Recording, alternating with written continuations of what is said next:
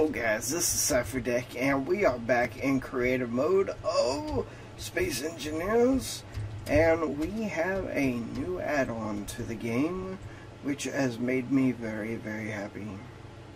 Oh yeah, it is the suspension and steering mod, specifically. So what I did here is I have made Formula 1 racers because of the fact that the steering options that you can, actually the suspension options you can do are perfect for racing. As you can see here, this is low to the ground, and then this one's up off the ground. They have two completely different setups, and because of that, this one is faster than this one, even though this has 10 more power on the front wheel than this one does. This is 25, this is 15, but this one seems to be faster. One design that I did, the back wheels were lower than the front wheels and allowed you to turn even better. But the way this one's set up now, I'm very happy with it. So let's go ahead and start with the slower vehicle. I'm just going to go over everything real quick. So to be able to drive the vehicle, I want to press P. That's going to turn off the parking brake. To move forward and backward, we are using W and S. To move left and right, we are using A and D. So your normal controls.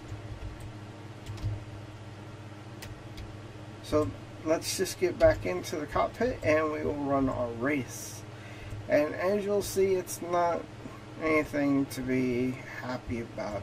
It's not very fast, but it is working fine on this small, really horribly made, because I'm not really good at making track.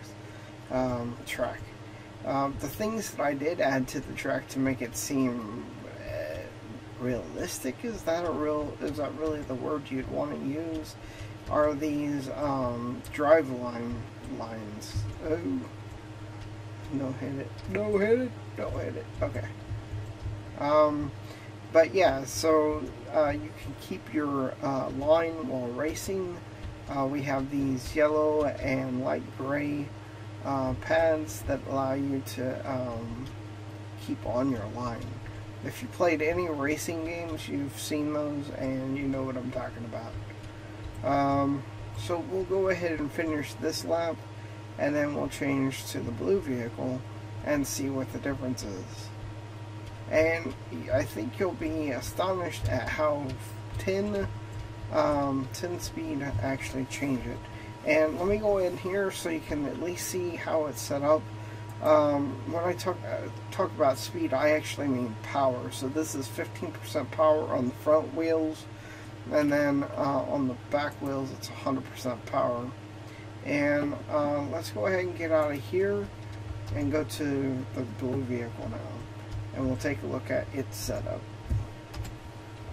So the front tires on it, like I said, are 25 strength, 18 friction, 25 power, 18 friction, 19 strength, and 9% dampening. What dampening does is it softens or stiffens your suspension. Because we are in any Formula 1 racers, you want a tighter suspension, so that's why the dampening isn't so high. Now on the back wheels we have a lot of dampening. This allows us to try to throw our back into it, as I say, swing our back wheels around on really tight corners. Again, the strength is kind of low, friction is low, but the power is 100%. So let's go ahead and get into this one, and we need to definitely press P to get the handbrake off, and we'll do 2 laps in this one. This one has kind of a different steering situation because of the speed and the setup it has, that you do not want to stop. you can press the space bar and keep yourself from crashing, but otherwise you do not want to stop in this vehicle, or you will crash. So as you can see, it is a whole lot faster. And one other thing I want to show you before, after we get done with the pits, I'm going to take you into the pit area to show you something that I'm working on, something I am going to change, I believe. But at least I'll show you what it looks like. So you come in here, get lined up into your bay, stop, put the parking brake on, and your crew chief, I fell through. Your crew chief would be right here, and crew chief would be telling you how the race is going, what place you're in, and so on. And he would also be able to bring up the jack so that you can change out tires and whatnot. And what I plan to do is redo this whole thing with a small ship setup, so that you can actually use a secondary rotor, and it will spin as this one's lifting. It will spin the opposite way, keeping the whole vehicle level, lifting the vehicle straight up instead of how it's doing here. Because if you don't do that, you actually can't change these wheels or these wheels if one breaks off. Now, if you're wondering if they do break off, they do. I slammed into a wall too hard on this vehicle, and it took me a lot of work just to change the tire. One thing while we're looking at the vehicle, I did want to mention, I haven't seen it in any of the notes, but I did not know that you could actually change the color of the rim before. Maybe it's just because I don't make very many wheeled vehicles, but I did not know that. And that was pretty awesome. Whenever I accidentally got overzealous painting and accidentally hit one of these and noticed that the backside was red, and then finally noticed that you're able to paint these. So one other thing I wanted to show you is I do have two engines back here. They're more for looks than anything, but I want to show you why I don't use them. Maybe they'll actually work now, but let's go ahead and get in here. Oh, did I get out? Go there, and you can see they're on now. Let's run the race this way just to see if, press P. And it should be a little bit faster, but I think it's gonna, unless it's just maybe the setup, no, you'll see that it's just gonna push you forward. So if we were to turn that off, we would go back to being able to control our vehicle better. So last thing I wanted to show you is how the actual overall design looks. I mean, here I'm showing you the vehicle, but it really doesn't show you the whole design. So I decided I was going to make this. Yes, it is a large ship version of those up there.